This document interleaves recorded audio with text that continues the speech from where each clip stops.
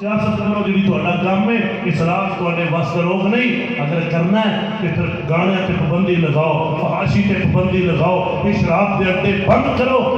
سارے حکومت رب نے دیتی، اور تے کسے کو بھی بہانا نہیں جی میرے کو ٹائم نہیں ملیا. سارے رب نے 3-3 4-4 سال تے کئی 5-5 سال تے کئی 10-10 سال حکومتاں دتیاں نے. کسے نے کچھ نہیں اسلام واسطے کیتا. سب فراد ہے، سب اپنی جیباں تے سب اپنے واسطے ہے. قرآن دی کوئی بات نہیں، کوئی حدیث دی بات نہیں، کوئی عمل دی بات نہیں. کوئی چور دے ہاتھ ہی کٹنے والی بات کیا قرآن نہیں کہتا کہ ہاتھ کاٹ دیو؟ کنے نافذ کرنا ہے سنو؟ کیا قرآن نہیں کہتا کہ شرابی کو کوڑے مارو؟ کیا جناب حدیث نہیں کہتی کہ فلاں بندے دی فلاں سزا؟ کیوں نہیں ایسی کر دے؟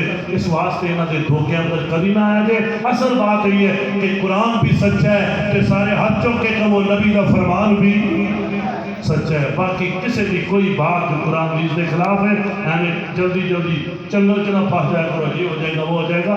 جب تک اپنے اپنے دسی عمل نہیں کریں گے، چاہے اکرم شہزاد ہوئے، چاہے مولانا ہو، چاہے کوئی ہوئے، جب تک میں عمل نہیں کرتا تو میں دوسرے کو کی عمل کرا سکنا. میں اپنی تو مثال دینا، دوسرے میں چلو میں تو سارے کہوں وہ نماز پڑھیا کرو، نماز پڑھو تو میں آپ ایک بھی نہ پڑھو.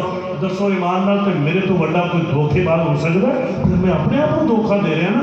اسی طرح معاملہ ہے. اس واسطے بچیے اور اپنی آخرت بہتر کیجیے، اپنے آپ کو قرآن و حدیث کے قریب کیجیے. اللہ کو دعا ہے اللہ پاک سانوں میں قرآن کا اثر قبول کرنے کی توفیق عطا فرمائے. وآخر دعوانا الحمدللہ رب العالمین.